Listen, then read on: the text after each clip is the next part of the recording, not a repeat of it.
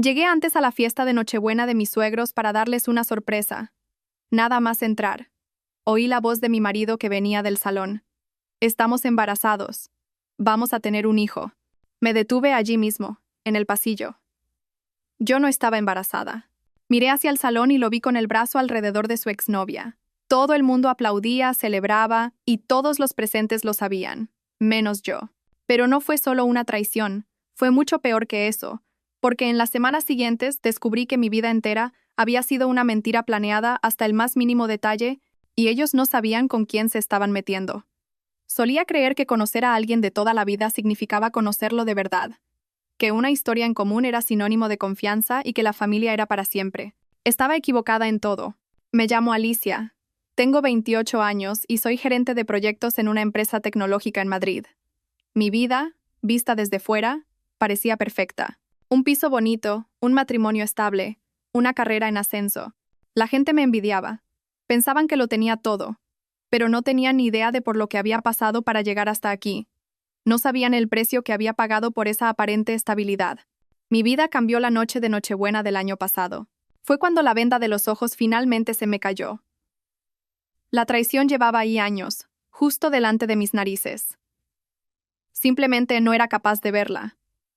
Déjame retroceder un poco. Necesito que entiendas cómo llegué a ese momento. Conozco a Javier desde que nací.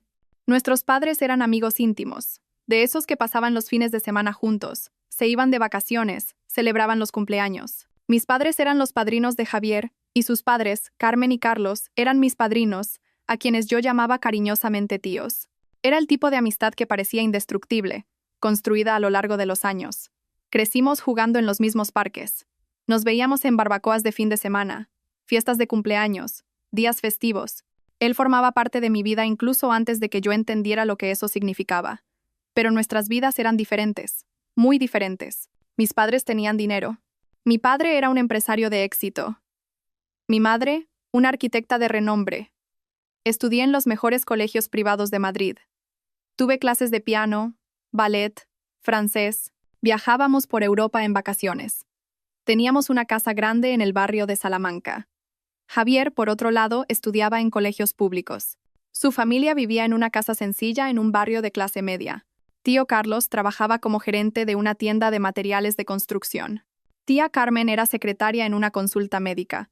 Vivían bien, pero sin lujos. En aquella época yo no entendía mucho esas diferencias. Éramos solo niños jugando juntos. Pero mirando atrás ahora, puedo ver las señales. La forma en que tía Carmen miraba las joyas de mi madre, cómo tío Carlos hacía comentarios sobre nuestra casa, nuestro coche, nuestros viajes, siempre con una sonrisa, siempre disfrazado de broma. Pero había algo ahí, una punzada de amargura que yo era demasiado joven para reconocer. Cuando tenía 16 años, mis padres tuvieron un accidente de coche. Fue una noche lluviosa de octubre. Volvían de una cena de aniversario y un camión perdió el control en la autopista. No voy a fingir que tengo palabras para describir aquel periodo. No las tengo. Aún hoy, 12 años después, hay una parte de mí que sigue paralizada en el momento exacto en que la policía llamó al timbre a las 2 de la madrugada. Después del funeral, tía Carmen y tío Carlos se mudaron a mi casa. Vinieron a vivir conmigo para cuidarme, para que no me quedara sola. Yo era menor de edad, huérfana, completamente perdida. Me acogieron, fueron amables, se aseguraron de decirme que siempre tendría una familia. En ese momento, aquello me salvó, o al menos eso pensé.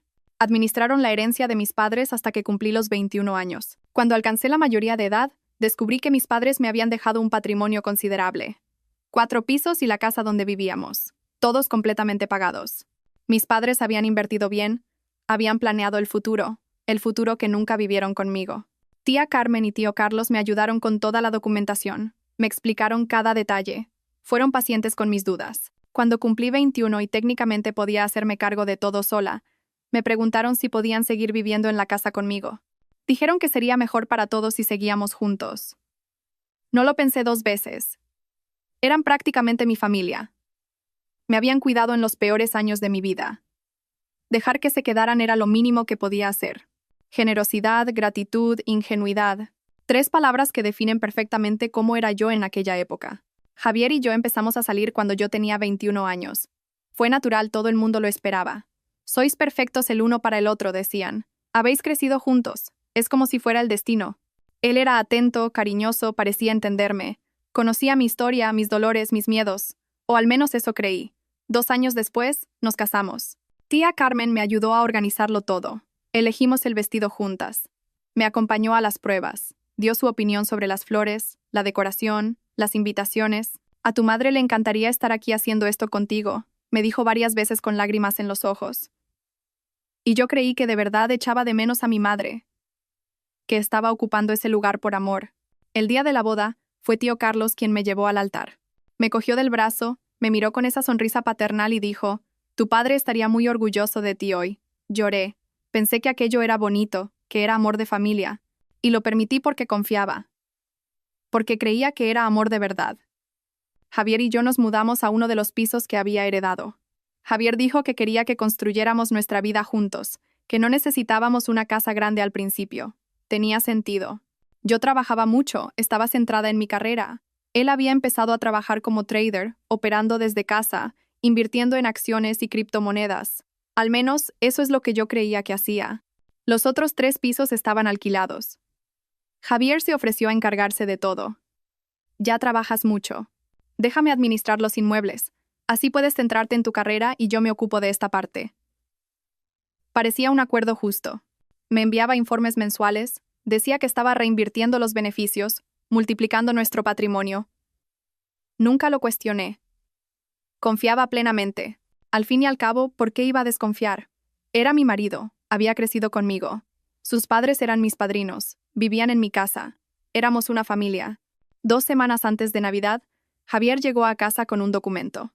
Era un poder notarial preparado por un abogado que trabajaba con su familia.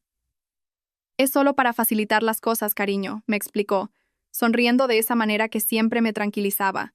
Así puedo renovar los contratos de alquiler sin tener que molestarte en el trabajo, resolver asuntos bancarios, cuestiones del registro. Tú te quedas libre para centrarte solo en tu trabajo. Cogí el documento y lo hojeé rápidamente. La jerga legal siempre me daba dolor de cabeza. Lo leeré con calma más tarde, respondí. Vi algo cruzar por su rostro. Fue rápido, casi imperceptible. Una contracción en la mandíbula, un brillo diferente en sus ojos. Pero enseguida volvió a sonreír. Claro, sin problema, cuando tengas tiempo. Guardé el poder en un cajón del despacho y sinceramente casi me olvidé de él. El trabajo era un caos. La empresa tenía un gran proyecto que cerrar antes de fin de año, y yo coordinaba a todo el equipo. La fiesta de Navidad de la empresa estaba programada para la tarde del 24 de diciembre. Empezaba a las 18 y yo había quedado con Javier en que me iría sobre las 22 para ir a casa de sus padres, donde se celebraría la tradicional cena de Nochebuena de la familia. Siempre era así. Cada Nochebuena, la casa que había pertenecido a mis padres se llenaba de parientes de los padres de Javier, amigos, gente que apenas conocía. Yo siempre iba, siempre sonreía, siempre agradecía que me incluyeran, porque todavía creía que era una suerte tener esa familia. Esa noche, la fiesta de la empresa estaba un poco aburrida. Conversaciones repetitivas, música demasiado alta, gente borracha hablando de sus propósitos para el año siguiente. Sobre las 20, decidí irme antes y darle una sorpresa a Javier, llegar antes de lo acordado, ayudar con los preparativos finales. Conduje hasta la casa, escuchando villancicos en la radio. Hacía frío, caía una ligera llovizna. Las calles estaban decoradas, con luces parpadeando en todas las ventanas. Esa atmósfera de felicidad forzada, que siempre trae la Navidad. Cuando aparqué frente a la casa, me di cuenta de que estaba llena. Coches por todas partes, luces encendidas en todas las habitaciones, música y risas que llegaban hasta la calle. La fiesta ya estaba en pleno apogeo. Entré por la puerta principal sin llamar. Colgué el abrigo en el recibidor y me dirigí hacia el salón. Las voces se hacían más fuertes a medida que me acercaba. Creo que había unas 20 personas riendo, celebrando. Y entonces oí la voz de Javier desde el salón, clara y radiante. Mariela está embarazada. Vamos a tener un hijo. El mundo se detuvo. Me quedé allí, en el pasillo, parcialmente oculta por la pared. Nadie me había visto llegar. Desde mi ángulo podía ver todo el salón. Javier estaba en el centro de la estancia, con el brazo alrededor de Mariela. Mariela era una amiga suya del instituto, su exnovia de la adolescencia. Habían salido durante años antes de que Javier y yo empezáramos. Y allí estaba ella, sonriendo con una mano sobre el vientre, recibiendo abrazos y besos de todos. Tía Carmen lloraba de alegría. Tío Carlos aplaudía. Gritaba, ¡brindis! Amigos de la familia los felicitaban. Decían cosas sobre lo guapo que sería el bebé. Sentí que las piernas me flaqueaban. Me apoyé en la pared para no caerme. Alguien entre la multitud gritó. Pero, ¿y Alicia? ¿Ya lo sabe? El silencio que siguió duró apenas 3 segundos, pero pareció una eternidad. Javier esbozó una sonrisa algo forzada. Todavía no. Necesito resolver algunas cosas antes, unos documentos, pero se lo contaré en el momento adecuado. Así que nadie de aquí le diga nada cuando llegue. Todos se rieron. Mi corazón se desbocó. ¿Documentos? ¿Se refería al poder notarial? Hubo un murmullo de comprensión en la sala. Algunas personas intercambiaron miradas cómplices. Tía Carmen asintió, como aprobando la estrategia. Tío Carlos levantó su copa. Por el futuro. Y todos brindaron. En ese momento, todo empezó a tener sentido. La forma en que reaccionaron, esas miradas, ese silencio cargado, todos allí sabían algo que yo no. Había un secreto, una conspiración, y el poder notarial era la pieza final del plan. Se me revolvió el estómago. No era posible. Tenía que estar oyendo mal. Pero tía Carmen, mi madrina, dijo alto y claro.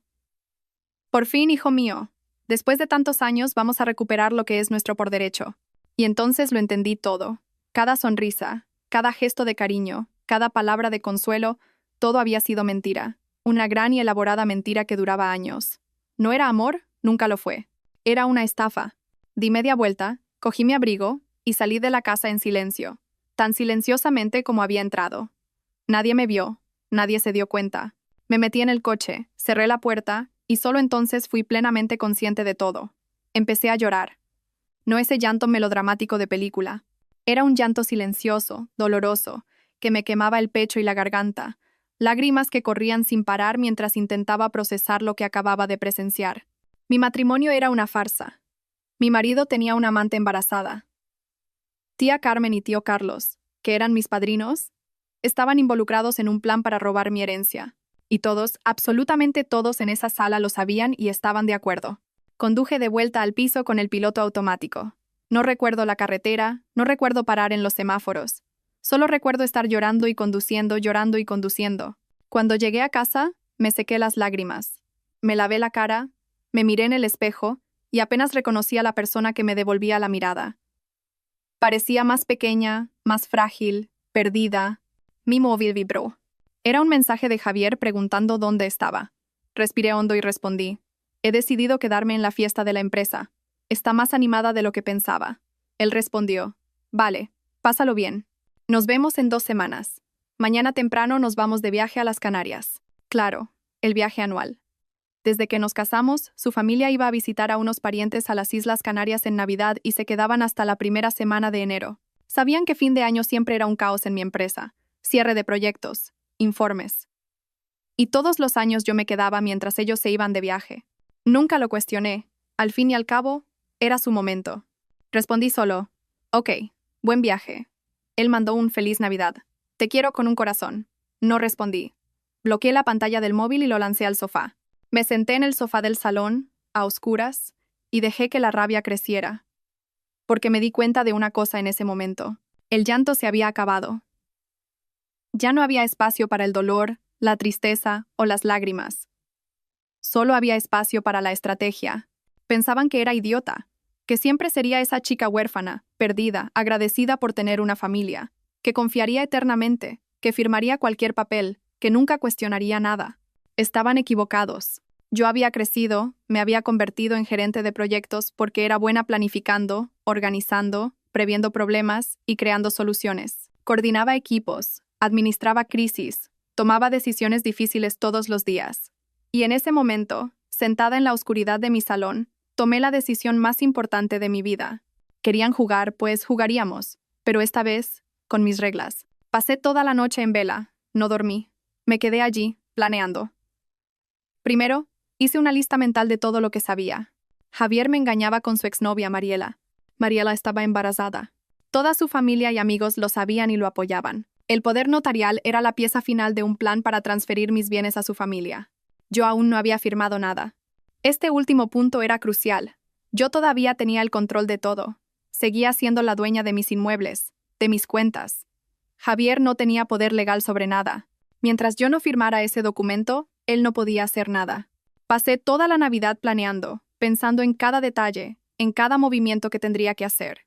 Hice listas mentales, tracé estrategias, anticipé problemas. Así es como trabajaba como gerente de proyectos, y así es como iba a manejar esto también. Al día siguiente, 26 de diciembre, lo pondría todo en práctica. Cuando salió el sol, ya sabía exactamente cuál sería mi primer paso. A las 9 de la mañana, llamé al abogado que había llevado los asuntos de mis padres. Siempre me había dicho que si necesitaba cualquier cosa, solo tenía que buscarlo. Doctor Mateo, soy Alicia Herrero, la hija de Jaime e Isabel Herrero. Necesito hablar urgentemente con usted. Debió de notar algo en mi voz, porque no hizo preguntas, solo dijo: ven a mi despacho. Me duché, me vestí, cogí todos los documentos que tenía sobre los inmuebles, el poder notarial que Javier me había dado y fui para allá. El despacho del doctor Mateo estaba en el centro de la ciudad, en un edificio antiguo de ladrillo rojo. Había subido esas escaleras desde niña, siempre acompañada de mi padre.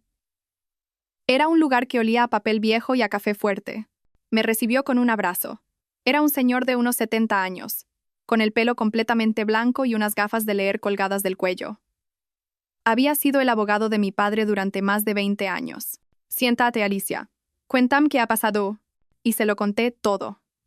El anuncio en la fiesta, el poder notarial, la sospecha sobre la transferencia de bienes. Hablé sin parar durante casi 40 minutos. Él escuchó en silencio, tomando notas, frunciendo el ceño en algunos momentos. Cuando terminé, se quitó las gafas y se frotó los ojos. Alicia, tengo que contarte algo. Mi corazón se aceleró. ¿El qué? Tu padre y Carlos fueron socios en un negocio hace muchos años, una empresa de importación. Al principio fue muy bien, pero luego empezó a ir mal. Carlos quiso retirarse y vender su parte. Tu padre le compró su participación por un precio justo. Asumió todos los riesgos. Carlos cogió el dinero y se fue. Hizo una pausa, tomó un sorbo de café. 2 años después, tu padre consiguió darle la vuelta a la situación. La empresa creció exponencialmente. Así es como tu familia se enriqueció. Pero creo que Carlos nunca lo superó. Tu padre me contó esta historia hace años. Por lo que él decía, Carlos lo había aceptado bien en su momento. Las familias siguieron siendo amigas. Los hijos crecieron juntos. Pero ahora, viendo lo que está pasando, creo que siempre hubo un resentimiento. Probablemente, Carlos y Carmen siempre miraron la vida de vuestra familia con amargura. La diferencia de clase se hizo muy evidente a lo largo de los años, ¿no? Vosotros lo teníais todo, y ellos luchaban económicamente. Y cuando tus padres murieron, eras una adolescente vulnerable con una herencia considerable. Para gente resentida, debió de parecer una oportunidad. Me miró seriamente. Mirando atrás ahora, con todo lo que me has contado, está claro que esa amistad siempre tuvo una base frágil. El resentimiento por la venta de la empresa probablemente nunca se superó. Y tú, Alicia, te convertiste en el objetivo perfecto. Sentí como si me hubieran echado un cubo de agua fría por encima. Así que era eso. El resentimiento siempre había estado ahí, oculto, y yo nunca me di cuenta. Nadie se dio cuenta, Alicia. Tu padre, desde luego, no sospechaba nada. O habría tomado precauciones. Cerré los ojos. Mis padres nunca imaginaron que esa amistad escondía tanta envidia, tanta codicia. Y ahora yo estaba pagando el precio de la ingenuidad de todos nosotros. ¿Y este poder notarial? Pregunté, empujando el documento sobre la mesa. El doctor Mateo se puso las gafas y lo leyó atentamente. Tardó casi 15 minutos, pasó páginas, releyó fragmentos, hizo anotaciones. Finalmente dejó el papel sobre la mesa y me miró con seriedad. Esto le da a Javier plenos poderes sobre absolutamente todo lo que es tuyo. Podría vender los inmuebles, transferirlos, crear hipotecas, solicitar préstamos a tu nombre, todo. Con este documento firmado, perderías el control total de tu patrimonio. Sentí que la rabia volvía a crecer. Y si ya lo hubiera firmado, sería muy difícil de revertir. Llevaría años de procesos judiciales y aún así no habría garantías. El mejor escenario sería que consiguieras probar coacción o fraude, pero eso es extremadamente complicado en casos conyugales. ¿Y los inmuebles? Si nos divorciamos, ¿tiene derecho a la mitad? El doctor Mateo sonrió por primera vez desde que había llegado. No. Todo lo que heredaste son bienes privativos. Según la ley, las herencias recibidas antes o durante el matrimonio no entran en la sociedad de gananciales. Si te divorcias hoy, Javier no se lleva nada, absolutamente nada. A no ser que tú voluntariamente transfieras los bienes a su nombre. Por eso el poder notarial, murmuré. Exactamente. Era la única forma legal que tenían de conseguir lo que querían. Abrí la carpeta que había traído y puse todos los contratos de alquiler sobre la mesa. Necesito que revise esto. Javier administra mis inmuebles desde hace años. Dice que reinvierte el dinero, pero nunca he visto comprobantes reales. Quiero saber a dónde está yendo ese dinero. El doctor Mateo pasó las siguientes 2 horas analizando cada documento, cada contrato, cada extracto bancario que tenía. Hizo llamadas, verificó registros, cruzó información. Cuando terminó, su expresión era sombría. Alicia, siento mucho decirte esto, pero el dinero de los alquileres se está ingresando en cuentas personales de Javier, no en cuentas conjuntas o de empresa. Se está apropiando de toda la renta de tus inmuebles. Respiré hondo. Ya me lo esperaba, pero escuchar la confirmación aún dolía. Y hay más, continuó. Uno de los pisos no tiene ningún comprobante de pago de alquiler. Hay un contrato, pero no hay registros de transacciones financieras. Alguien vive allí gratis. Mariela, respondí, su amante. El doctor Mateo asintió. Muy probablemente. Me quedé en silencio un momento procesándolo todo. ¿Qué hago ahora? Primero, no firmes ese poder notarial bajo ninguna circunstancia. Segundo, retoma el control de tus inmuebles. Tercero, si realmente quieres llegar al fondo, podemos contratar a un detective privado y descubrir a dónde ha ido ese dinero. Vamos a contratar un detective. Lo quiero todo documentado, quiero pruebas, y quiero librarme de ellos. Él sonrió. Era una sonrisa triste, pero tenía un destello de orgullo. Tu padre estaría muy orgulloso de la mujer en la que te has convertido. En los días siguientes actué rápido y en silencio. Siguiendo las instrucciones del doctor Mateo, contraté una inmobiliaria de confianza para que asumiera la administración de mis pisos. Firmé contratos, otorgué poderes específicos y limitados muy diferentes de ese poder general que Javier quería, e instruí que se notificara a todos los inquilinos de inmediato. A partir de enero, todos los alquileres debían pagarse directamente a la inmobiliaria. Se emitirían nuevos contratos. Tenían una semana para firmar. De lo contrario, se iniciaría un proceso de desahucio. También llamé a una empresa de seguridad e instalé cámaras discretas por toda la casa. Pequeñas, casi invisibles, estratégicamente situadas en el salón, la cocina, el despacho y la terraza. Todas con audio, todas conectadas a una aplicación en mi móvil para reunir más pruebas contra ellos. Javier volvió del viaje el 6 de enero. Yo estaba en casa cuando llegó, rodeado de maletas. «¿Qué tal, cariño? ¿Cómo pasaste el fin de año?», preguntó, dándome un beso en la mejilla, como si no pasara nada. Como si no hubiera pasado casi 2 semanas con su amante embarazada y la familia que conspiraba contra mí. Tranquilo, trabajé bastante, adelanté algunos proyectos, mentí. ¿Tuviste tiempo de echar un vistazo a aquello? Ahí estaba, la pregunta que sabía que vendría. Sonreí. Ah, sí. En realidad, cariño, ya no tienes que preocuparte por eso. Ya lo he resuelto todo. Vi cómo cambiaba su expresión. ¿Cómo que lo has resuelto? He contratado a una inmobiliaria para que se encargue de los pisos. Así puedes centrarte totalmente en tus operaciones, sin preocuparte por el rollo de administrar alquileres, contratos, esas cosas burocráticas. Pensé que te alegrarías. Tendrás más tiempo para invertir en tu trabajo. El silencio que siguió fue ensordecedor. Javier parpadeó varias veces, como si estuviera procesando demasiada información a la vez. Pero, a mí me gustaba encargarme de los pisos. No hace falta pagar a alguien para hacer un trabajo que puedo hacer yo solo. Mantuve la sonrisa. Lo sé, cariño, pero siempre dices que quieres crecer como trader, que necesitas más tiempo para estudiar el mercado. Ahora tienes ese tiempo. ¿No te ha gustado? Vi el pánico en sus ojos. Abrió la boca, la cerró, la volvió a abrir. Sí, me ha gustado, dijo finalmente. Es que ha sido un poco repentino. Ah, ya sabes, cuando decido algo, hago que suceda rápido.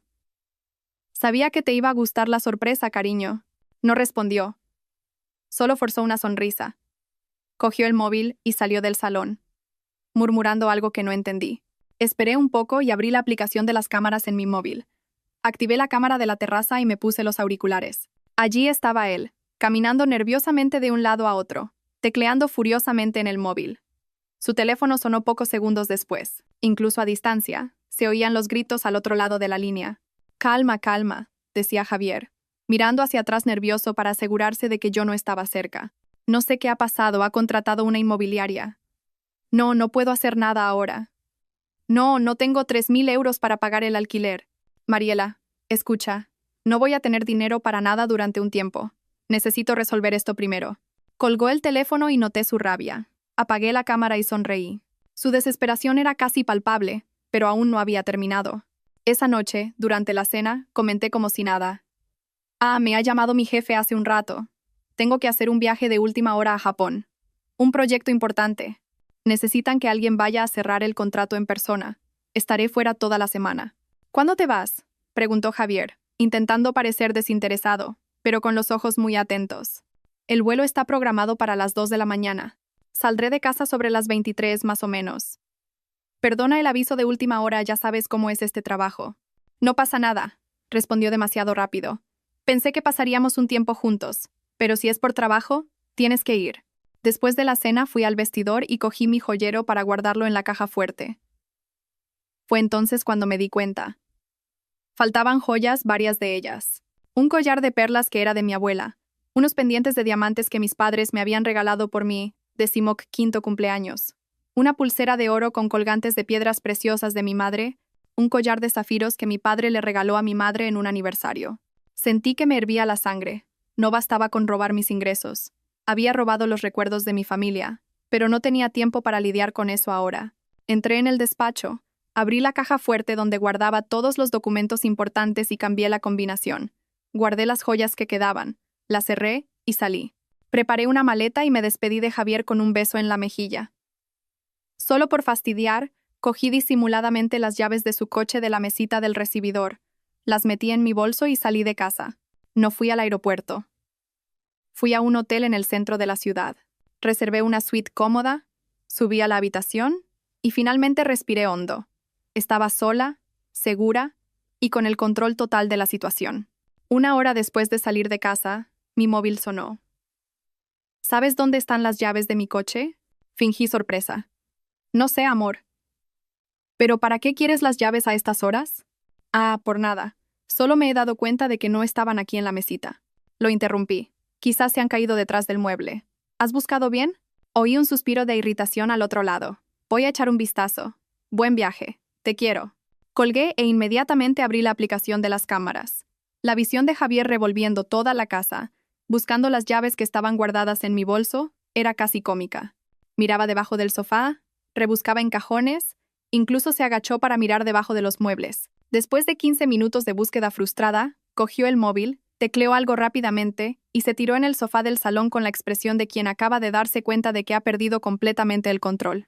Sonreí sola en la habitación del hotel, pero la noche aún no había terminado. Media hora después, mi móvil me notificó que había alguien en la puerta de casa.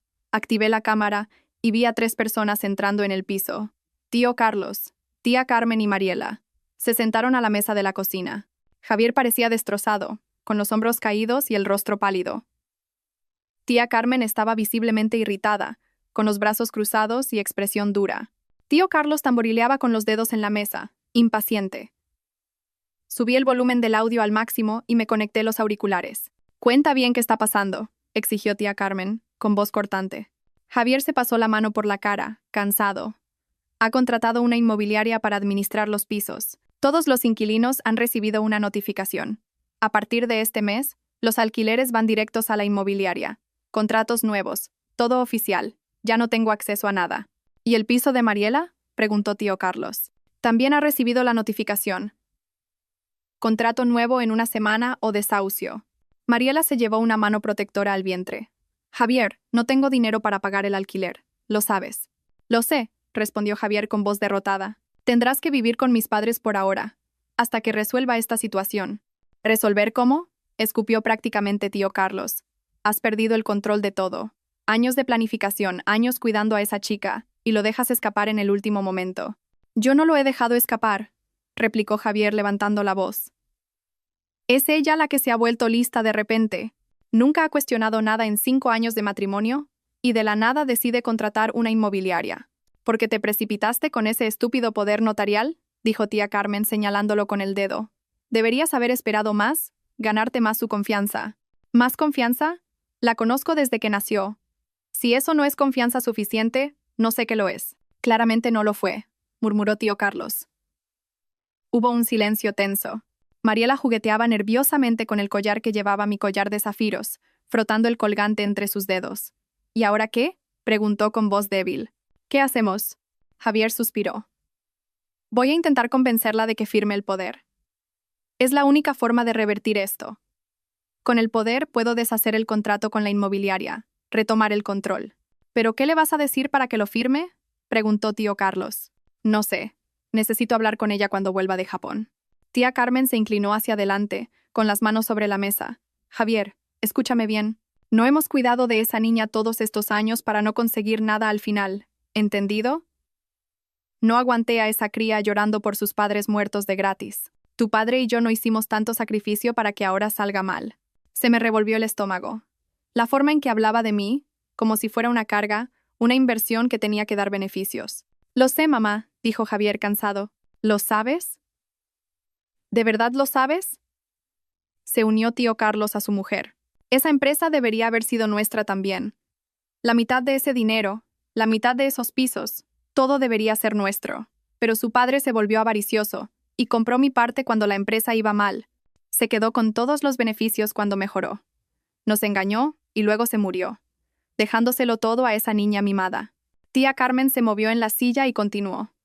Ella creció en los mejores colegios, tuvo todo lo que quiso. Nunca ha trabajado un día duro en su vida. Nosotros, mientras tanto, currando. Tu padre en esa tienda miserable, yo en esa consulta, viéndolos de lejos con esa vida de lujo que también debería haber sido nuestra. Tío Carlos asintió. De acuerdo. Por eso, cuando murieron, fue nuestra oportunidad. Nuestra oportunidad de corregir esa injusticia, cuidar de la niña, ganarnos su confianza, y cuando cumpliera 21, estar tan cerca que nos viera como su familia. Y funcionó. Nos dejó vivir en su casa, confió en ti para administrar los pisos, se casó contigo. Todo era perfecto, hasta que tú lo estropeaste todo, completó tía Carmen, mirando a Javier con desprecio. Yo no he estropeado nada, Javier golpeó la mesa. El plan era esperar a que firmara el poder, pasarlo todo a mi nombre y entonces pedirle el divorcio. Y listo, se acabó. Cada uno por su lado. Pero no lo firmó. Aún no, pero lo hará, dijo Javier. ¿Cómo estás tan seguro?, dudó tío Carlos. Javier vaciló. Yo creo que sí. Encontraré la manera. Ella confía en mí. Confiaba, corrigió tía Carmen. Después de esta historia de la inmobiliaria, no sé yo. Parece que sospecha algo. Se quedaron en silencio unos momentos. Yo seguía allí, en la habitación del hotel, con el corazón acelerado, grabando cada segundo de esa conversación. ¿Y nosotros?, preguntó Mariela. Has dicho que ya no tienes los alquileres. ¿Cómo me vas a mantener? ¿Mantener al bebé? Javier se pasó la mano por el pelo, frustrado. No lo sé, Mariela, no lo sé. El dinero que tenía ahorrado lo usé para pagar el viaje y el resto lo perdí en las apuestas. ¿Lo perdiste?, casi gritó tía Carmen. Javier, prometiste que lo dejarías. No sabía que me quedaría sin cobrar los alquileres este mes. Si lo hubiera sabido, no lo habría apostado todo. Eres un niñato idiota, dijo tío Carlos sin rodeos. Un capullo. ¿Y ahora cómo vamos a pagar las facturas de este mes? Voy a arreglarlo, insistió Javier, pero su voz carecía de convicción. Mariela empezó a llorar. Prometiste que no tendría que preocuparme por el dinero. Dejé mi trabajo, me peleé con mis padres, me fui de casa. Prometiste que cuidarías de mí, que tendríamos una buena vida, que el bebé lo tendría todo. Y ahora me dices que no tienes dinero, que lo has perdido todo en apuestas. Mariela, por favor. No, se levantó de la silla. No me puedo creer que haya sido tan idiota. Todos estos años siendo la otra, escondida, esperando. ¿Y para qué? ¿Para acabar embarazada, sin casa, dependiendo de la caridad de tus padres? Cálmate, Mariela, dijo tía Carmen, pero sin mucha simpatía. Vamos a resolver esto, y cuando consigamos el dinero, todos nos beneficiaremos. Tú, el bebé, todos. Pero tienes que tener paciencia. ¿Paciencia? Mariela rió sin humor. Estoy embarazada de 4 meses, Carmen. En 5 meses tendré un bebé. No tengo tiempo para tener paciencia. Pues deberías haberlo pensado antes de quedarte embarazada, replicó tía Carmen con frialdad. ¿Nunca has oído hablar de los anticonceptivos o los preservativos? El silencio que siguió estaba cargado de tensión. Finalmente, tío Carlos lo rompió. Necesitamos un nuevo plan. Si Alicia no va a firmar el poder por las buenas, tendremos que forzarla de alguna manera. ¿Forzarla cómo?, preguntó Javier. No sé. Chantaje, amenaza, algo que la deje sin opción. ¿Chantaje con qué?, preguntó Mariela. No tiene nada que ocultar. Su vida es perfecta, limpia, correcta. Todo el mundo tiene algo, murmuró tío Carlos. Solo tenemos que encontrar el qué. Tía Carmen asintió, pensativa. O creamos algo. Plantamos alguna evidencia, algo que la comprometa. Luego le ofrecemos solucionarlo a cambio de la firma. Sentí náuseas. Estaban considerando de verdad incriminarme en algo falso solo para conseguir mi firma. Eso es muy arriesgado, dijo Javier. Más arriesgado que perderlo todo, rebatió tío Carlos. Se quedaron unos minutos más discutiendo posibilidades, cada una más absurda que la anterior. Finalmente, decidieron pensarlo mejor y volver a reunirse en unos días. Cuando por fin se fueron, eran casi las 3 de la mañana. Apagué la cámara con las manos temblorosas. No era solo una estafa financiera, no era solo una traición, era una conspiración que duraba más de una década. Desde la muerte de mis padres, quizás incluso antes, lo habían planeado todo. Cada gesto de cariño, cada palabra de consuelo, cada momento de familia, todo había sido calculado, medido, ejecutado con precisión. Y yo me lo había creído todo. Cuando dieron las 7 de la mañana, cogí el teléfono y llamé al doctor Mateo. Respondió al tercer tono. Voz somnolienta, pero se puso alerta al reconocer mi voz. Alicia, ¿qué ha pasado? Lo tengo todo grabado, la confesión completa. Han admitido que el matrimonio fue una estafa desde el principio, que me cuidaron solo para tener acceso a la herencia y que ahora están planeando chantajearme o incriminarme para forzarme a firmar el poder. Hubo un silencio al otro lado. ¿Estás a salvo? Sí, estoy en un hotel. No saben dónde estoy. Mándame las grabaciones ahora mismo y ven por la tarde a mi despacho. Vamos a acabar con esto de una vez por todas. A las 2 de la tarde, estaba en el despacho del doctor Mateo. Ya había visto las grabaciones principales. Su rostro estaba serio, la mandíbula tensa. Alicia, esto es mucho peor de lo que imaginábamos. Empezó, abriendo una carpeta gruesa sobre la mesa. Pero también es mucho mejor para tu caso. ¿Cómo? El detective que contraté ha finalizado la investigación. Tenemos pruebas concretas de todo. Giró el portátil hacia mí. Los alquileres desviados a la cuenta personal de Javier desde hace 5 años. Extractos bancarios que muestran gastos excesivos en apuestas online, casinos, webs de juego. Javier es un ludópata. Se me revolvió el estómago, pero no era una sorpresa. Lo había descubierto la noche anterior. Hay más, continuó, abriendo otra pestaña. Los viajes a las Canarias eran todo mentira. El detective consiguió los registros de las reservas de vuelos y hoteles a su nombre. Todos los años, los 4 se iban a un resort de lujo. Javier, Mariela, tío Carlos y tía Carmen. Billetes de avión, hoteles de 5 estrellas, todo pagado con tarjetas vinculadas a la cuenta donde se ingresaban los alquileres de tus pisos. Me mostró los documentos, confirmaciones de reserva, extractos de tarjetas de crédito, billetes de avión, todo a su nombre, todo pagado con mi dinero. Las fechas coincidían perfectamente, entre el 25 de diciembre y el 6 de enero de cada uno de los últimos 5 años. Mientras yo me quedaba en Madrid trabajando, creyendo que visitaban a parientes en las Canarias, ellos se estaban divirtiendo por ahí con mi dinero. ¿Qué hacemos ahora? Se reclinó en la silla con una sonrisa que no llegaba a los ojos. Ahora los destrozamos legalmente. Divorcio inmediato por adulterio y fraude. Con estas pruebas, Javier no se lleva ni un céntimo. Desahuciamos a Carlos y Carmen de tu casa. Interponemos una querella por apropiación indebida por todo el dinero desviado, una denuncia por hurto por las joyas y podemos considerar incluso la vía penal. ¿Vamos a hacerlo?, respondí sin dudar. Excelente. Empezaré a preparar toda la documentación. Mañana mismo estará todo listo para presentarlo en el juzgado. Pasé 3 días en el hotel, monitorizando cada movimiento a través de las cámaras. Javier y Mariela estaban cada vez más a gusto en mi piso. Ella prácticamente se había mudado allí, sus cosas esparcidas por la casa. Y se comportaban como una pareja en cada rincón. En el salón, en la cocina, en mi dormitorio, cada espacio profanado por su traición. La tarde del tercer día, mientras veía otra escena deplorable a través de la cámara del salón, tuve una idea. Ya tenía todas las pruebas que necesitaba, pero había algo que quería ver en persona, algo que tenía que suceder para que mi plan fuera aún mejor. Necesitaba pillar a Javier infraganti y necesitaba que tía Carmen y tío Carlos lo supieran a través de mí. Esperé al momento adecuado. En la pantalla de mi móvil vi a Javier y Mariela acomodarse en el sofá del salón, bebiendo vino, riéndose de algo en el móvil de él. Estaban completamente relajados. Perfecto. Cogí mis llaves y salí del hotel. Mi casa estaba a 10 minutos de allí.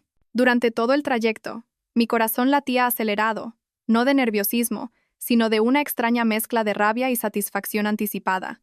Aparqué en el garaje del edificio, subí en el ascensor, caminé por el pasillo hasta mi puerta, respiré hondo, eché un último vistazo al móvil para asegurarme de que era el momento oportuno y abrí.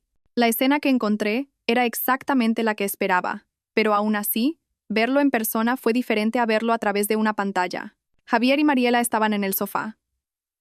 Ella estaba sentada en su regazo, llevando uno de mis camisones de seda. Se besaban. Las manos de él recorriendo su cuerpo con la familiaridad de quien lleva años haciéndolo. El sonido de la puerta al abrirse los hizo separarse de inmediato. Javier giró la cabeza y se quedó blanco. Literalmente blanco. Toda la sangre desapareció de su rostro en 2 segundos. «Alicia», gritó, empujando a Mariela a un lado y levantándose de un salto. «Tú, Japón, no deberías». Mariela se tapó con una manta, con los ojos desorbitados por el pánico. Me quedé parada en la puerta, observándolos a los dos. No dije nada, solo observé. «Alicia, por favor, déjame explicarte», empezó Javier dando pasos hacia mí. «Esto no es lo que parece.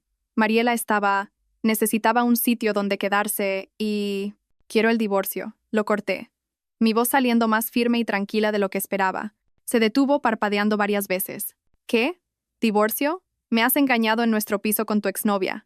Claro que quiero el divorcio». Vi como el pánico en sus ojos era reemplazado por algo más calculador. Estaba pensando, procesando, intentando encontrar una salida. «Alicia, vamos a hablar con calma», empezó, cambiando la estrategia a una voz más suave. «Estás enfadada, lo entiendo, pero no hay nada que hablar. Quiero que salgáis de mi piso. Ahora». Mariela se levantó, aún sujetando la manta. «Lo siento mucho, Alicia». «Cállate», le dije sin mirarla. «No me debes ninguna disculpa. No me debes nada. Simplemente, sal de mi casa». Javier dio un paso al frente, y por primera vez vi algo peligroso en sus ojos, una arrogancia que siempre había ocultado bien. «No vas a poder probar la traición», dijo, con voz baja pero firme. «Y aunque lo consigas, tendrás que pagarme una pensión y darme la mitad de tus bienes, incluido este piso. Buena suerte con el divorcio, Alicia». Sonreí, no pude evitarlo. Una sonrisa pequeña pero genuina. «Ya veremos», respondí simplemente y me fui. Oí a Javier llamándome en el pasillo, pero no miré atrás. Entré en el ascensor, las puertas se cerraron y finalmente dejé que la sonrisa creciera. Realmente pensaba que no tenía pruebas, que lo había descubierto por casualidad en ese preciso momento, que era lo suficientemente idiota como para no saber que la herencia son bienes privativos. De vuelta en el coche, cogí mi móvil y marqué el número de tía Carmen. Respondió al segundo tono con voz alegre. «Alicia, querida, ¿qué tal Japón?» Dejé que mi voz temblara, como si estuviera llorando. «Tía, he vuelto antes y he pillado a Javier con otra mujer». Silencio al otro lado. «¿Qué?», dijo finalmente, y por el tono me di cuenta de que la sorpresa era genuina. «¿Cómo que con otra? ¿Dónde?» «En nuestro piso», respondí poniendo todo el dolor que pude en la voz. «Estaba allí, estaban juntos y está embarazada, tía Carmen». «Dios mío», murmuró ella. La oí respirar hondo. «No sé qué hacer», continué, dejando que mi voz se quebrara. «¿Cómo ha podido hacerme esto?» «Alicia, cariño, ¿dónde estás?», preguntó tía Carmen, y había algo en su voz. ¿Preocupación o cálculo? «Estoy en el coche, en el garaje del edificio. No puedo volver a ese piso. No ahora. Ven aquí, ven a casa. Vamos a hablar, a arreglar esto». No respondí de inmediato. «Tengo que llamar a un abogado. Voy a pedir el divorcio». «Alicia, no tienes por qué ser tan drástica. Vamos a hablar, quizás». «Me ha engañado, tía Carmen», la corté, poniendo firmeza en la voz. «En nuestro piso. No hay conversación que arregle esto». «Tienes razón», dijo después de un momento. «Tienes toda la razón. Déjamelo a mí. Voy a hablar con él. Ese niño me va a oír». Colgué y me permití sonreír de nuevo. Ahora solo quedaba esperar a que empezara el espectáculo. No tardó ni un minuto. A través de la aplicación de las cámaras, vi sonar el móvil de Javier. Miró la pantalla y su rostro se volvió aún más pálido. «Es mi madre», le dijo a Mariela, que estaba recogiendo sus cosas esparcidas por la casa. Contestó e inmediatamente apartó el teléfono de la oreja. Incluso a través de la cámara se oía a tía Carmen gritar. «¿Eres tonto o te lo haces?». Javier intentó responder, pero ella no le dejó. «¿Cómo has dejado que te pille en el piso con Mariela? No eres capaz de pensar con la cabeza de arriba ni 5 segundos». «Mamá, calma, puedo explicarlo». «¿Explicar? ¿Explicar qué?» «Años, Javier. Años de planificación. Años cuidando a esa chica, ganándonos su confianza, construyéndolo todo ladrillo a ladrillo, y tú lo estropeas todo porque no puedes mantenerte los pantalones puestos? Nunca había oído a tía Carmen gritar así. La máscara de mujer educada y amable se había caído por completo. Voy a arreglarlo, intentó decir Javier, pero su voz era débil. ¿Arreglarlo? ¿Cómo lo vas a arreglar? Va a pedir el divorcio. Ya ha dicho que va a pedir el divorcio. No tiene pruebas. No podrá probar el adulterio. Te ha pillado en el piso con tu amante embarazada, imbécil. ¿Qué prueba más clara quieres? Oí la voz de tío Carlos. Tía Carmen debió de poner el altavoz porque su voz se oyó con claridad. Eres un idiota, dijo tío Carlos con una calma gélida que era peor que los gritos de su mujer. Un completo y absoluto idiota. Confiamos en ti. Te dimos una única tarea, casarte con ella, ganarte su confianza, hacer que firmara el poder, y no has sido capaz ni de eso. Lo intenté, no quiso firmar, pero la haré desistir del divorcio, insistió Javier, y había desesperación en su voz. Voy a hablar con ella, me disculparé yo... ¿Cómo? Preguntó tío Carlos, aún con esa calma aterradora. ¿Cómo vas a hacer que una mujer que acaba de pillarte engañándola desista del divorcio? ¿Qué argumentos tienes? Silencio. Es lo que pensaba, continuó tío Carlos. No tienes nada. Lo hemos perdido todo por tu culpa. No lo hemos perdido todavía, argumentó Javier, pero sin convicción. Aún tendrá que darme la mitad de los bienes en el divorcio. Aunque haya habido traición, se divide. Tía Carmen soltó una risa amarga. De verdad que eres tonto. Esos inmuebles son herencia, no entran en la partición. Se va a divorciar. Te quedarás sin nada y encima con una amante embarazada a la que mantener. Enhorabuena, Javier. Has conseguido estropearlo todo. Vi a Javier sentarse pesadamente en el sofá, con el teléfono aún en la oreja, la cara entre las manos. ¿Podéis venir aquí? Preguntó con voz débil. Tenemos que hacer algo. Necesitamos un plan. No, dijo tía Carmen secamente. Tú te has metido en este lío solo. Ahora sal tú solo. Estoy harta, Javier. Harta de ti. Harta de toda esta situación. Y colgó. Javier se quedó sentado allí, mirando el teléfono durante casi 5 minutos. Mariela intentó acercarse, pero él la apartó. Tienes que irte, le dijo. ¿Qué? Vete, Mariela, ahora, y no vuelvas. Pero Javier, no tengo a dónde ir. No es mi problema ahora, gritó él levantándose. Vete a casa de tus padres. Vete a donde quieras, pero lárgate de aquí. Vi a Mariela empezar a llorar, cogiendo sus cosas a toda prisa, saliendo del piso casi corriendo. Javier se quedó solo en el salón, caminando de un lado a otro, cogiendo el móvil, tecleando algo, borrando, tecleando de nuevo. Me estaba mandando mensajes. Vi las notificaciones llegar a mi móvil. Alicia, por favor, déjame explicarte. Fue un error, un momento de debilidad. Me sentí solo. Has estado mucho tiempo fuera. Te quiero. Siempre te he querido. ¿Podemos arreglar esto, por favor? Borré todos los mensajes sin responder. Apagué las cámaras y me recosté en el asiento del coche. Fase 1. Completada. Ahora solo quedaba esperar a mañana. A la mañana siguiente me desperté temprano. Ya le había pedido al doctor Mateo que lo preparara todo para que fuera entregado ese mismo día, por la mañana. A las 8 en punto, 2 oficiales de justicia se dividieron. Uno fue a la casa donde vivían tío Carlos y tía Carmen. El otro fue a mi piso, donde estaba Javier. Estaba en el despacho del doctor Mateo cuando mi móvil sonó. Era tía Carmen. Contesté. ¡Alicia!, gritó, y había pánico en su voz ahora. Nada de la rabia contenida de ayer. Pánico puro. ¿Qué es esto? ¿Un desahucio? ¿Nos estás echando? Sí, respondí simplemente. Pero, ¿por qué? ¿Qué hemos hecho? Intentad adivinarlo. Alicia, por favor, no puedes hacer esto. No tenemos a dónde ir. Somos mayores.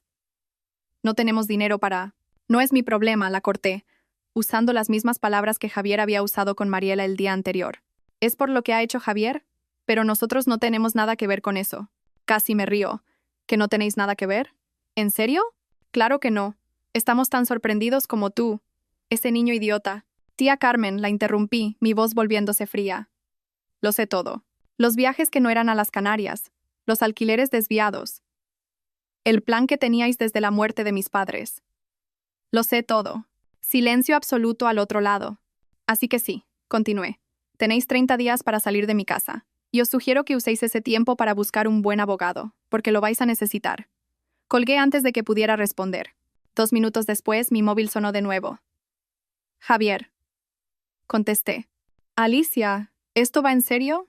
Preguntó, y había algo diferente en su voz. Miedo. Divorcio. Apropiación indebida, hurto. ¿Me estás denunciando? Sí. Pero, ¿por qué esas acusaciones? No tienes pruebas de todo eso. Sí que las tengo. ¿Qué pruebas? ¿Cómo has? Cámaras de seguridad en todo el piso, Javier. Con audio. Instaladas hace días. Tengo la grabación tuya con Mariela. Tengo la grabación de la reunión en la cocina, donde todos confesasteis el plan entero. Tengo documentos que demuestran los desvíos de dinero, los viajes falsos, todo. Silencio. Nos has grabado, consiguió decir finalmente. Os he grabado y se lo he entregado todo a la justicia. Pero eso es ilegal. No puedes grabar a la gente sin su consentimiento. Sí que puedo. En mi piso, con mis cámaras de seguridad. Es perfectamente legal. Lo oí respirar pesadamente al otro lado.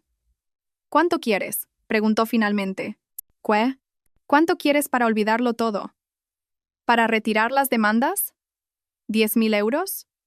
¿20.000? ¿Cuánto? Esta vez me reí. Me reí de verdad. Javier, ¿de verdad crees que quiero dinero?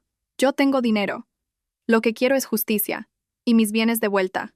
Tus bienes nunca han dejado de ser tuyos. No. ¿Y los 200.000 euros que desviaste de los alquileres a lo largo de 5 años? ¿Y mis joyas que robaste y le diste a tu amante? ¿Y los años de mentiras?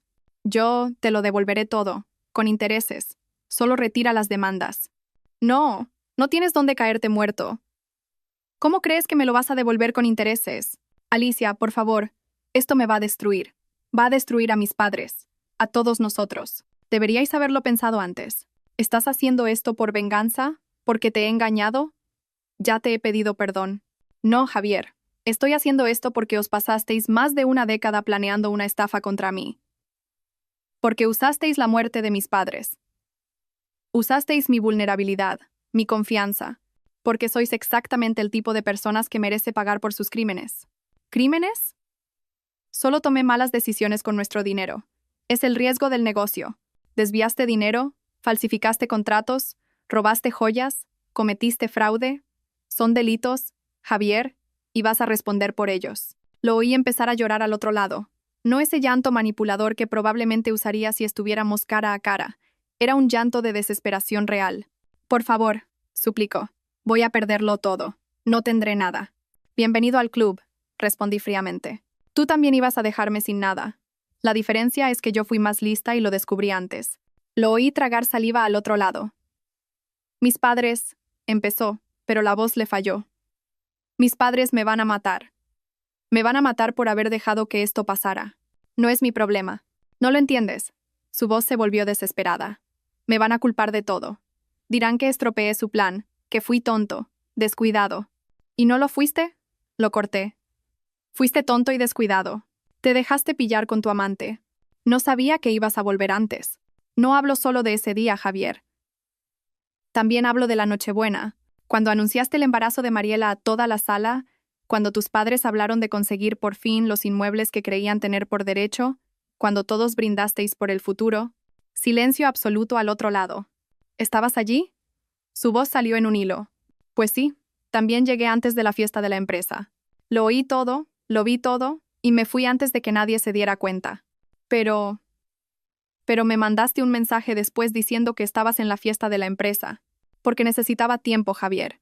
Tiempo para procesar, tiempo para planificar, tiempo para reunir pruebas.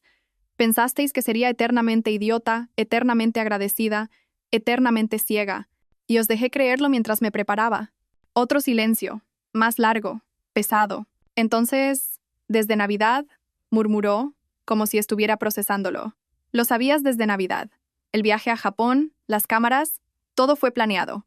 Sí, pero os destruisteis vosotros solos. Yo solo estoy asegurándome de que paguéis las consecuencias. Y colgué. Miré al doctor Mateo, que había seguido toda la conversación. ¿Cómo te sientes?, preguntó. Pensé por un momento. Libre, respondí finalmente. Me siento libre. Él sonrió. Tu padre estaría orgulloso. Tardó 2 meses en resolverse todo. El divorcio fue rápido porque Javier no tenía cómo luchar.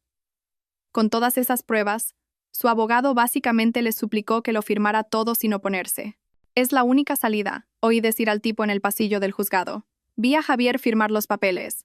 Le temblaba tanto la mano que el bolígrafo casi se le cae. No pudo mirarme a los ojos ni una vez. Salí de allí oficialmente divorciada, oficialmente dueña de todo lo que siempre fue mío. La condena por apropiación indebida llegó poco después. 260.000 euros a devolver. Aparte de las joyas. El juez determinó un embargo del 30% de su salario. Solo que Javier nunca había tenido un salario, nunca había trabajado de verdad en su vida. Sugiero que el acusado consiga un trabajo de verdad, dijo el fiscal casi riéndose. Y eso fue lo que pasó. Unas semanas después, el doctor Mateo me contó que Javier por fin había conseguido un trabajo, camarero en una cafetería en el centro de Madrid. Por primera vez en su vida adulta, estaba trabajando de verdad, levantándose temprano, llevando uniforme, atendiendo a clientes, limpiando mesas. El mismo tipo que se pasaba los días fingiendo estudiar gráficos delante del ordenador, que me daba la lata hablando de inversiones estratégicas, ahora por fin estaba haciendo algo productivo. Tío Carlos y tía Carmen tuvieron 30 días para salir de la casa. El último día fui a hacer la inspección con el oficial de justicia.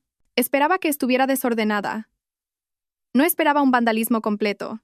Muebles rotos, agujeros en las paredes, pintura en spray con insultos, espejos hechos añicos por el suelo. Habían destruido todo lo que pudieron antes de irse. Tío Carlos me esperaba en la puerta, fulminándome con la mirada. ¿Satisfecha? Claro que no. ¿Y este destrozo? No tenemos a dónde ir. Tía Carmen apareció detrás de él llorando. Somos mayores.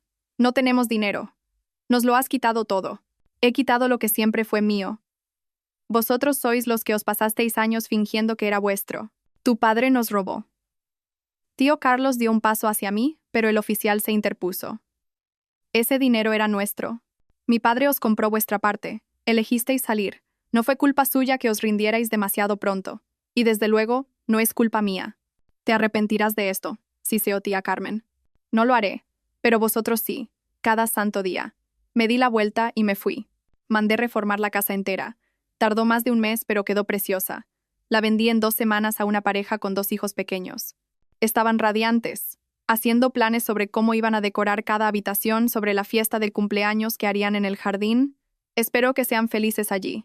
Esa casa merecía buenas historias. El piso donde viví con Javier también lo vendí. Ni siquiera volví a entrar. No habría podido. Contraté a gente para vaciarlo todo, reformarlo, y lo vendí amueblado a un inversor que ni siquiera quiso verlo en persona. De los 5 inmuebles que heredé, me quedé solo con los 3 pisos que siempre habían estado alquilados. Lo dejé todo en manos de la inmobiliaria. La renta mensual me daba de sobra para vivir bien, y además tenía el dinero de las ventas invertido. Por amigos en común me fui enterando de las cosas. Javier y Mariela se separaron. Ella nunca le perdonó que la echara esa noche embarazada sin un lugar a donde ir. La humillación, la desesperación, la frialdad con la que la mandó a la calle. Todo eso mató lo que fuera que existiera entre ellos. Mariela hizo las paces con sus padres y volvió a su casa. La recibieron con los brazos abiertos, felices de tener a su hija de vuelta y al nieto que estaba por llegar, incluso en las circunstancias más difíciles. Javier, por otro lado, estaba completamente solo. Había cortado la relación con sus padres después de todo lo que pasó. Las acusaciones, los gritos, las ofensas que se intercambiaron cuando se dieron cuenta de que lo habían perdido todo, no tenían vuelta atrás. Carlos y Carmen ni siquiera llegaron a conocer a su nieto. Él alquiló una habitación en un piso compartido en un barrio malo. Trabajaba en la cafetería. Volvía cada día a una habitación vacía. Dormía solo. Sin Mariela, sin su hijo, sin sus padres, sin nada. Carlos y Carmen estaban en un piso minúsculo al otro lado de la ciudad. Carlos volvió a hacer chapuzas en la construcción, a pesar de su edad y su cuerpo machacado. Carmen encontró trabajo de secretaria en una tienda de animales, ganando el salario mínimo. La familia, que lo había planeado todo tan cuidadosamente, se había hecho añicos, separados, solos, amargados, cada uno culpando al otro del desastre que habían creado. 3 meses después del divorcio, hice las maletas y me fui de Madrid. Ya no tenía motivos para quedarme allí. Elegí Valencia porque estaba lo suficientemente cerca como para no ser dramático, pero lo suficientemente lejos como para ser un verdadero nuevo comienzo. Compré una casita con 2 habitaciones y un jardín delantero. Nada lujoso, nada exagerado. Pinté las paredes de los colores que me gustaban. Colgué fotos de mis padres. Planté rosas en el jardín porque a mi madre le encantaban las rosas, y hortensias porque mi padre decía que eran las más bonitas. Levantarme temprano y cuidar del jardín se convirtió en mi rutina preferida. Regar, podar, ver las cosas crecer. Una metáfora un poco obvia, lo sé, pero me calmaba. Poco a poco fui conociendo gente. La vecina que hace unas galletas increíbles y siempre aparece con una hornada cuando se da cuenta de que estoy en casa, el dueño de la cafetería de la esquina que ya se sabe mi pedido de memoria, un grupo que se reúne para caminar por el parque todas las mañanas, gente que me conoció como Alicia, la que se mudó de Madrid y le gusta la jardinería. No como Alicia, la que casi fue destruida por quienes decían ser su familia. Era bueno ser solo yo misma, sin peso, sin explicaciones. Dejé mi trabajo en Madrid. En la empresa se disgustaron. Me ofrecieron un aumento, un ascenso, cualquier cosa para que me quedara. Pero necesitaba distancia. De todo. Seguí trabajando como consultora para ellos. Pero ahora a distancia, proyectos puntuales. Cuando yo quería, como yo quería. Nada que me consumiera. Viajé bastante. Francia, Italia, Japón esta vez de verdad, conociendo los lugares, probando la gastronomía de cada país, haciendo fotos. El doctor Mateo me llama todos los meses, siempre el mismo día, a la misma hora. Me cuenta tonterías de su despacho, me pregunta cómo estoy. A veces me pone al día sobre algún asunto legal. Javier ha intentado recurrir el embargo de nuevo, me contó el otro día. El juez se lo ha denegado. Es la 5ª vez ya. Nos reímos. Es la persona más cercana a una familia que tengo hoy. Y aún así, hay una parte de mí que no se abre completamente con él, que mantiene esa distancia segura. Ya han pasado 3 años desde aquella Nochebuena. Me despierto cada día en mi casa en Valencia. Hago café, me siento en la terraza mirando el jardín. Las rosas están preciosas, las hortensias también. No he salido con nadie en serio en estos 3 años. He salido con algunas personas, he tenido cenas agradables, conversaciones buenas, pero nada pasaba de 3 o 4 citas. El mes pasado, un chico muy majo, hermano de un amigo del grupo de caminata, intentó cogerme de la mano. Habíamos salido ya 3 veces. Iba bien. Me aparté sin pensar. Puro instinto. Lo siento, le dije. Aún no estoy preparada. Fue súper comprensivo. Sin presión, vamos a tu ritmo. 2 semanas después dejó de llamarme. No lo culpo. Nadie quiere estar esperando a alguien que quizás nunca esté preparada. Y sabes, quizás nunca lo esté. Porque cuando te pasas años creyendo que tienes una familia, confiando con los ojos cerrados, y descubres que todo fue una mentira gigante desde el primer día, algo se rompe dentro de ti. Ahora miro a todo el mundo un poco de reojo, buscando el truco, la mentira, la segunda intención. Es agotador, es solitario, pero me mantiene a salvo. A veces me pregunto si es justo conmigo misma, con la gente que se cruza en mi camino, llevar este trauma como una armadura contra todo el mundo. Pero entonces recuerdo haber confiado ciegamente, no haber dudado nunca, y el precio que casi pagué. Y entonces pienso, vale, quizás sea solitario, pero es seguro. Y después de todo, la seguridad vale más. Lo que he aprendido es que estar sola no significa estar vacía. Me lleno con otras cosas. Los libros que leo en la terraza, los viajes que hago, el jardín que planto, la casa que decoro a mi gusto, los amigos que he elegido tener cerca, aunque siempre a esa distancia prudente. Esta mañana, tomando café en la terraza con un pájaro cantando en el árbol del jardín, me he dado cuenta de una cosa. Soy feliz. No de la manera que imaginaba cuando era más joven. Sin marido, sin hijos, sin esa vida de anuncio de margarina. Pero soy feliz a mi manera, a mi tiempo, en mis términos. Quizás algún día confíe en alguien de nuevo, quizás no. Y no pasa nada si ese día nunca llega, porque la verdadera herencia que mis padres me dejaron no fue el dinero ni los inmuebles. Fue la capacidad de levantarme siempre, sin importar cuántas veces me derriben. Y esa, nadie me la quita. Termino el café, miro las flores, siento la brisa y sonrío, porque hoy elijo seguir adelante, y eso es suficiente. Y eso es todo, gente. Esta ha sido mi historia. Gracias por haberos quedado aquí conmigo hasta el final. Si esta historia te ha tocado de alguna forma, deja tu like aquí abajo. Eso ayuda mucho al canal a crecer y a llegar a más personas que necesitan oír historias así. Suscríbete al canal también y activa la campanita, porque hay muchas más historias en camino. Y cuéntame aquí en los comentarios, ¿habrías hecho algo diferente? ¿Habrías confrontado antes? ¿O esperarías al momento adecuado como hice yo? Leo todos los comentarios. Un beso enorme en vuestro corazón y hasta el próximo video.